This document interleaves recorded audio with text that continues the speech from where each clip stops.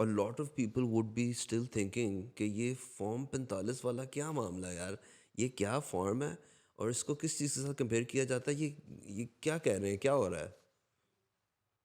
अच्छा, इसमें अली जो समझने की ज़रूरत है हमें वो ये है कि ये जो सारा इलेक्शन का प्रोसेस है जो वो बड़ा वेल डॉक्यूमेंटेड होता है। हर चीज़ का एक पेपर ट्रेल एस्टेब्लिश किया जाता है और ग़ालिबन यही वजह है कि जिसकी वजह से इलेक्शन के मामले में जो टेक्नोलॉजी है उसको बहुत ज़्यादा फ़ेवर नहीं किया जाता। इवन बहुत डेवलप्ड कंट्रीज़ में भी फ़ेवर नहीं किया जाता है क्योंकि टेक्नोलॉजी में ये पेपर ट्रेल रखना शायद किसी जगह पे नामुमकिन हो जाता है या मुश्किल हो जाता है। जब मैनुअली करने में वो पेपर ट्रेल ईज़िली मेंटेन हो जाता है और एस्टेब्लिश हो जाता है। उसमें से एक स्टेप जो है वो पोलिंग स्टेशन के लेवल पे जो बैलेट्स डाले जा रहे हैं, उनको काउंट करके उनका जो रिज़ल्ट ऑफ द काउंट है, वो एस्टेब्लिश किया जाता है, उसको फॉर्म 45 कहा जाता है। अब वो वो एक single polling polling station station पे है, एक ठीक है। एक सिंगल पोलिंग स्टेशन पे किसी भी नेशनल असेंबली की कॉन्स्टिट्यूएंसी है, उसमें 300, साढ़े 300, 400 के करीब भी कहीं चले जाते हैं, इतने पोलिंग स्टेशंस बनते हैं। जो प्रोविंशियल असेंबली की कॉन्स्टिट्यूएंसी है, उसमें 200 के आस-पास कुछ पोलिंग स्टेशंस होते हैं। तो उनमें से किसी एक पोलिंग स्टेशन का जो रिज़ल्ट होता है वो उसके लिए एक फॉर्म एस्टेब्लिश किया हुआ है इलेक्शन कमीशन ने अपने रूल्स में। उसको फॉर्म 45 कहते हैं, फॉर्म 45 कहते हैं। उस फॉर्म 45 पे कुछ नंबर्स दिए हैं जो डॉक्यूमेंट इन एनी केस करने होते हैं प्रिजाइडिंग ऑफिसर्स को। प्रिजाइडिंग ऑफिसर इंचार्ज होता है पोलिंग स्टेशन का, वही काउंटिंग कराता है अपने अमले के ज़रिए से और वो बैलेट पेपर की काउंटिंग के बाद ये फॉर्म 45 जो है वो वहाँ पे बनाया जाता है। तो ये फॉर्म 45 उस पोलिंग स्टेशन का रिज़ल्ट है और ये सबसे बेसिक डॉक्यूमेंट है और क्योंकि ये सारा जो रिज़ल्ट्स का प्रोसेस है उसमें ट्रांसपेरेंसी जो है वो बड़ी एक की चीज़ होती है ना। तो इसमें हर स्टेप के ऊपर जो है वो लॉ में बड़े क्लियरली मेंशन है कि ये फलाँ वाला फॉर्म जो है इसमें इसके बनाते वक़्त भी जो है वो कैंडिडेट या उसके एजेंट्स मौजूद हो सकते हैं। फॉर्म 47 पे भी हो सकते हैं, 48 से पहले कंसोलिडेशन प्रोसीडिंग्स होंगी उसमें भी हो सकते हैं। फिर 48 बन जाएगा उसकी कॉपी भी कैंडिडेट को भी दी जाएगी।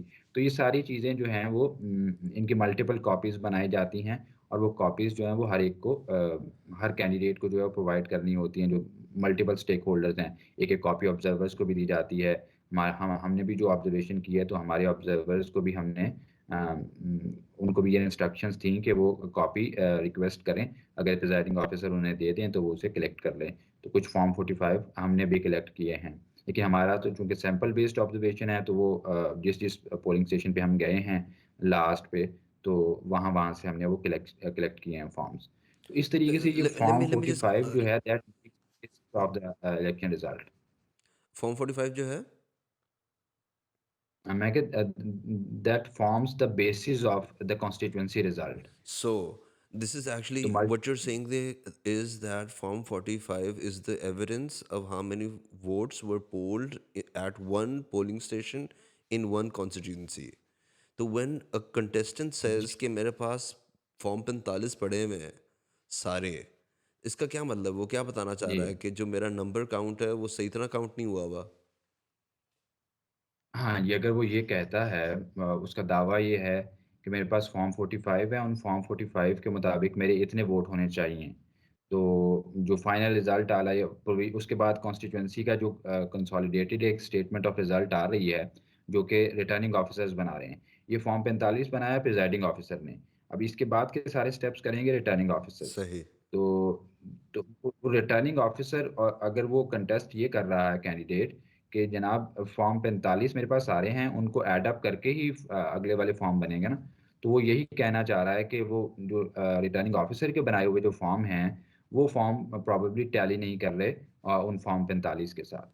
So how good of a case is this? For example, if I am a contestant और मेरी कॉन्स्टिट्यूंसी में 350 पोलिंग स्टेशन है, उनके सबके फॉर्म 45 मेरे पास हैं, मेरा रिजल्ट सही तरह अनाउंस नहीं हुआ हुआ, if I take this to any tribunal, any court, is this an open and shut case, और इसके ऊपर बहस हो सकती है कि वो इतना पावरफुल डॉक्यूमेंट होता है कि it shouldn't take any time? अच्छा, इसमें जो फॉर्म 45 है, ये तो है एक बड़ा लीगल और क्या कहते हैं पावरफुल ज ज जो आपने वर्ड यूज़ किया है एक डॉक्यूमेंट। इसके दरमियान में इसके और फाइनल रिज़ल्ट के दरमियान में एक चीज़ आती है प्रोविज़नल रिज़ल्ट की जिसे फॉर्म 47 कहते हैं। जिसके ऊपर कंट्रोवर्सी चल रही है आपकी। वो जो फॉर्म 47 है वो फॉर्म 47 जो है वो चूँकि प्रोविज़नल है अ, वो उसमें गुंजाइश रखी गई है ऑलरेडी कि उसमें उसमें और फाइनल रिज़ल्ट में चेंजेज़ हो सकती हैं। तो वो ये फॉर्म 45 और फाइनल रिज़ल्ट के दरमियान की एक चीज़ है फॉर्म 47। तो वो 47 जो है वो सब्जेक्ट टू चेंज होता है। उसमें एक से ज़ायद रीज़न्स हैं जिसकी बुनियाद पे 47 में आने वाले वोट्स जो हैं वो नेक्स्ट फॉर्म में 48 में जाते हुए चेंज हो सकते हैं। 47 सिर्फ़ एक कंसोलिडेशन होती है ऑफ ऑल फॉर्म 45।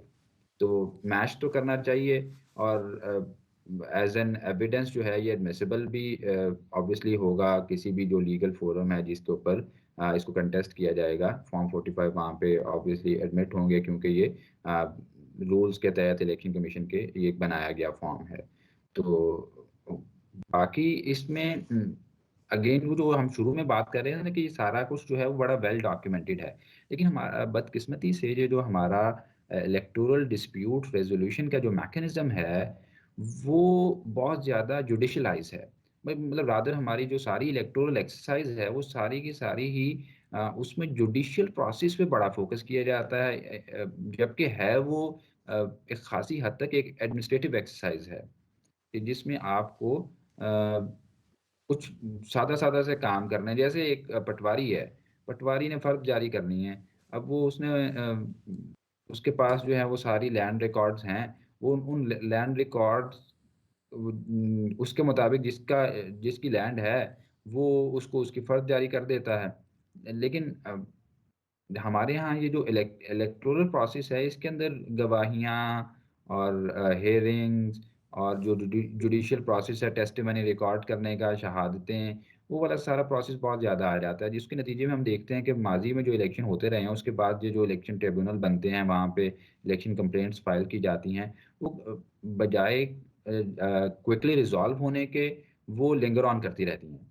और वो सालों चलती रहती हैं। इवन कि असेंबली की टर्म खत्म हो जाती है, लेकिन उसकी इलेक्शन पिटीशन जो असेंबली शुरू होते वक़्त दायर की गई होती है, वो इलेक्शन पिटीशन स्टिल जो है वो चल रही होती है।